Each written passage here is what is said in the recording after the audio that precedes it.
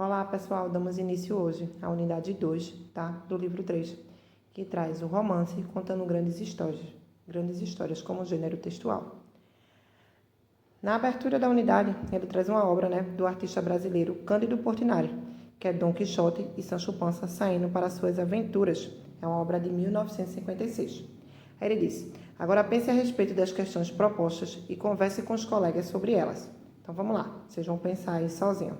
Letra A. Você gosta de ler narrativas extensas que retratam grandes histórias? Letra B. Como você definiria romance? C. Todo romance narra sempre uma história romântica?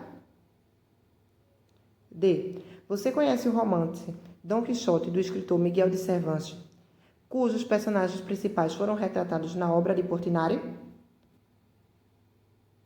E você acredita que os personagens da ficção podem representar a realidade? Então, agora é com vocês essas indagações, certo? Miguel de Cervantes. Quem é esse que foi tão citado na abertura desse capítulo? Foi um escritor e dramaturgo espanhol, considerado o principal nome da literatura espanhola. Com Don Quixote de la Mancha, uma sátira aos romances de cavalaria, tornou-se o precursor do realismo na Espanha. Cervantes publicou a primeira parte do livro Dom Quixote em 1605, que foi sucesso imediato e teve 6 edições no mesmo ano de lançamento. Somente em 1615 a segunda parte da obra foi publicada, sendo intitulada O Eu Engenhoso Cavalheiro Dom Quixote de la Mancha. Vocês vão ver, ao longo dessa unidade, terão o prazer de ver uma parte desse romance, que é a incrível batalha contra os moinhos de vento. Certo, gente? Espero vocês para a gente se deliciar neste novo capítulo do livro.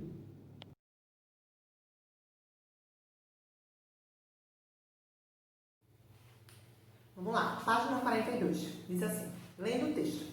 Na sessão anterior, você refletiu sobre algumas questões que envolvem o gênero romance. Ao longo desta unidade, você terá a oportunidade de aprofundar seus conhecimentos sobre o assunto e estudar muitos aspectos que envolvem esse gênero textual, que faz parte dos gêneros literários. Para dar início a esse estudo, você lerá a adaptação de um trecho da obra considerada a precursora do gênero Dom Quixote, do espanhol Miguel de Cervantes. Livro publicado em 2 volumes, tá, pessoal? Que viria a definir os rumos da prosa europeia e mundial. Segundo o teórico russo Michael Bakhtin, a obra Dom Quixote representa um modelo clássico e mais puro do gênero romanesco, que realizou com profundidade e amplitude excepcionais todas as possibilidades literárias do discurso romanesco, plurilingue e internamente dialogalizado. Ou seja, trata-se de uma exemplar representação clássica do gênero romance. De acordo com inúmeras pesquisas e estudos realizados acerca dessa obra, Dom Quixote, originalmente intitulado O El Engenhoso Hidalgo Dom Quixote de la Mancha, é o segundo livro mais lido do mundo todo, ficando atrás apenas da Bíblia. Então, você não pode ficar de fora dessa estatística. Leia um trecho da obra de Cervantes, adaptado pelo escritor brasileiro José Angeli, tá? Então, abram aí o livro de vocês na página 42 e acompanhem a leitura atentamente. Certo, Manuel? Vamos lá. A incrível batalha contra os moinhos de vento. Depois de cavalgarem algumas horas, chegaram a um grande campo onde se viam entre 30 e 40 moinhos de ventos. A sorte vem nos guiando melhor do que poderíamos desejar, disse Dom Quixote, segurando seu cavalo. Vê, meu fiel Sancho, diante de nós está mais de 30 insolentes gigantescos, a quem penso dar combate e matar um por um. Com seus despojos, iniciaremos nossa riqueza, além de arrancar essas sementes ruins da face da terra. Essa é a ordem de Deus que devemos cumprir. Que gigantes? Perguntou Sancho Panza, que por mais que examinasse o terreno, só via inocentes moinhos de vento agitando suas pás vagarosamente.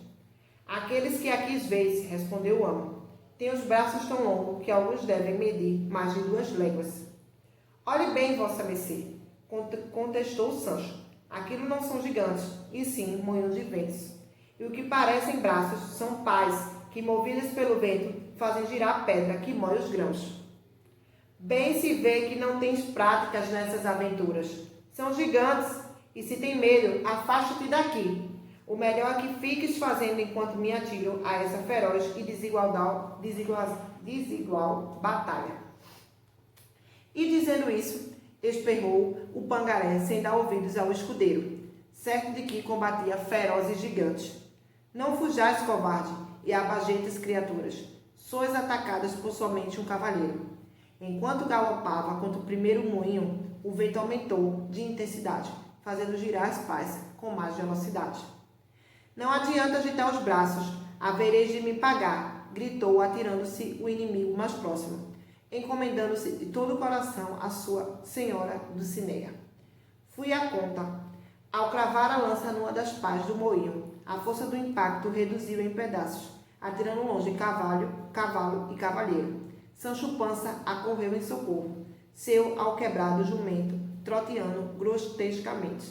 Valha-me Deus, disse Sancho. Não vos avisei que olhais bem para o que és fazer, que eram moinhos e não gigantes. Como é que alguém pode enganar assim?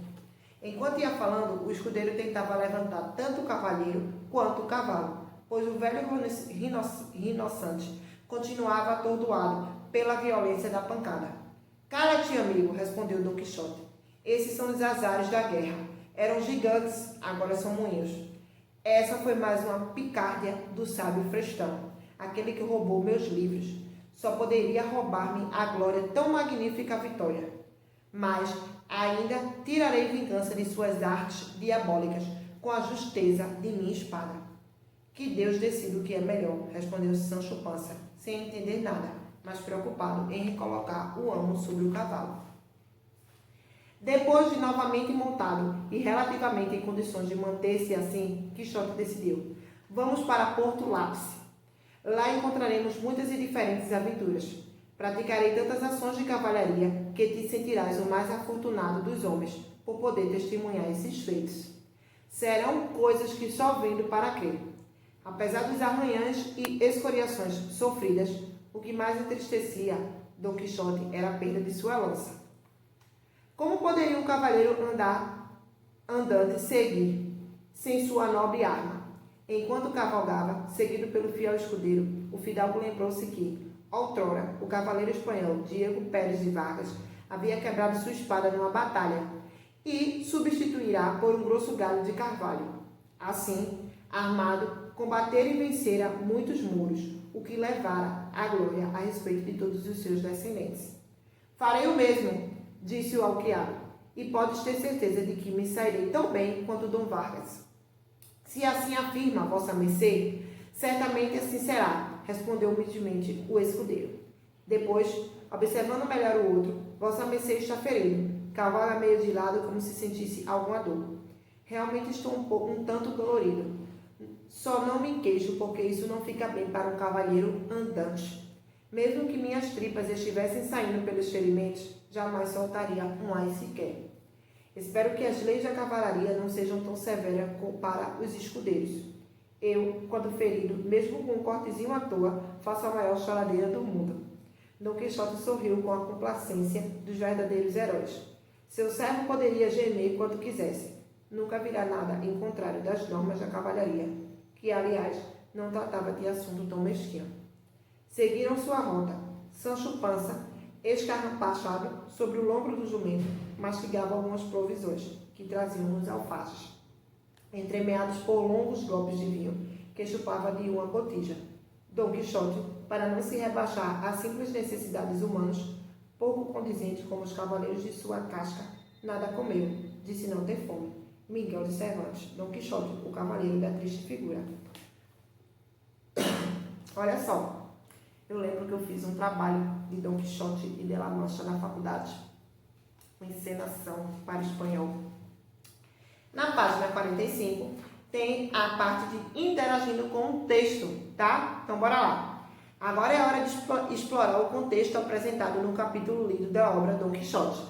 No primeiro quesito diz o seguinte: para que o entendimento do texto aconteça de modo integral, verifique se há mais alguma palavra ou expressão cujo significado você desconheça. Procure as respectivas definições e registre aqui. Então, primeiro é pessoal, tá, gente? Porque aí vocês vão saber quem conhece ou não. Segundo, um romance clássico da literatura universal, Dom Quixote, de Miguel de Cervantes, traz como protagonista um personagem inesquecível, imortalizado por leitores de todas as épocas. Certamente, Dom Quixote é um dos personagens mais conhecidos e admirados por leitores do mundo todo. Releia esse trecho do texto e depois responda ao que se pede. Em uma de suas aventuras, acompanhado de seu fiel escudeiro, Sancho Panza, o nobre fidalgo declara: "Ver-me, fiel Sancho, diante de nós estão mais de 30 insolentes gigantes, a quem penso dar combate e matar um por um." Letra A. O que de fato havia na frente de Sancho Panza, de Dom Quixote de Sancho Panza. Letra B. Porque, pensando ter avistado insolentes gigantes, Dom Quixote decidiu atacar e acabar com cada um deles. Explique sua resposta. Terceiro quesito. Leia o trecho a seguir. Diante da decisão do cavalheiro, Sancho Panza rebate dizendo: "Olhe bem, vossa mercê, aquilo não são gigantes e sim moinhos de ventos, e que parecem braços, são pás, movidos pelo vento, fazem girar a pedra que moe os grãos." O que a fala de Dom Quixote e a resposta de Sancho Panza a respeito dos moinhos de vento revelam sobre eles? Justifique sua resposta. 4. Em certo ponto do capítulo é possível ler: "Não adianta agitar os braços, havereis de me pagar", gritou, atirando-se contra o inimigo mais próximo, encomendando-se de todo o coração a sua senhora Dulcinea. Letra A. Com base no trecho e no capítulo lido, defina qual é o foco narrativo da obra e a que tipo de narrador ela apresenta. Comente. Letra B. Considerando o acontecimento e o excerto transcrito, responda: por que o termo inimigo encontra-se entre aspas? Quinto, em determinado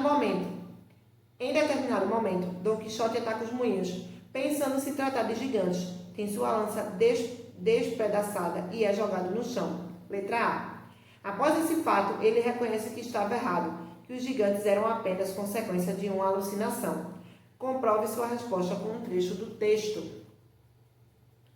Letra B. Diante desse ato de loucura de Dom Quixote, qual é a reação de Sancho Panza? Ou seja, como ele se comporta após essa cena? Explique. Sexto. Depois da luta contra os moinhos e de acordo com a possibilidade do momento, os dois personagens seguem sua rota. Releia o trecho que esse momento é descrito. Sancho Panza, escarrampado sobre o lombo do jumento, mastigava algumas provisões que traziam nos alforjes, entremeados por longos goles de vinho que chupava de uma botija. Dom Quixote, para não se rebaixar às simples necessidades humanas, pouco condizentes com os cavaleiros de sua casta, nada comeu, disse não ter fome. Em relação a essa atitude de Dom Quixote, o que se pode inferir sobre a condição de ser cavaleiro na época em que se passa o romance? Sétimo, certos personagens da literatura mundial são considerados símbolos e certamente ficarão para sempre na memória dos amantes da literatura. Será que Capitu, da obra Dom Casmurro, de Machado de Assis, traiu ou não traiu Bentinho? A prisão de Jacques Wagner, de Os Miseráveis, de Victor Hugo, poderia ter sido evitada? Como Sherlock Holmes, de Arthur Conan Doyle, tornou-se o maior detetive de toda a literatura. E quanto a Dom Quixote, mais um personagem eternizado na literatura mundial, o que ele poderia simbolizar? Você o considera um louco ou um sonhador? Justifique sua resposta.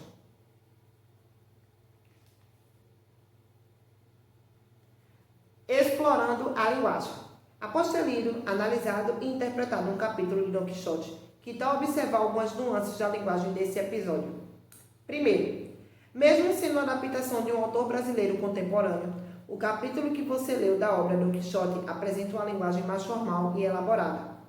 Por que você acha que José Ângeli optou por esse tipo de linguagem? Segundo, analise o episódio lido e aponte algumas palavras e expressões que não são mais usadas com frequência, seja na fala ou na escrita. Terceiro, classifique os trechos destacados nos excertos reproduzidos a seguir, considerando a figura de linguagem predominante em cada uma e explique sua escolha. Letra A. Por mais que examinaste o terreno, só vi inocentes moinhos de vento, agitando suas pás vagarosamente. Então, vocês vão me dizer aí qual a figura de linguagem presente em Inocentes Moinhos de Vento. B. Essa foi mais uma picardia de sábio frestão, aquele que roubou meus livros.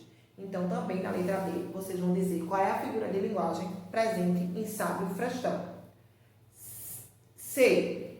Eu, quando ferido, mesmo um cortezinho à toa, faço a maior choradeira do mundo.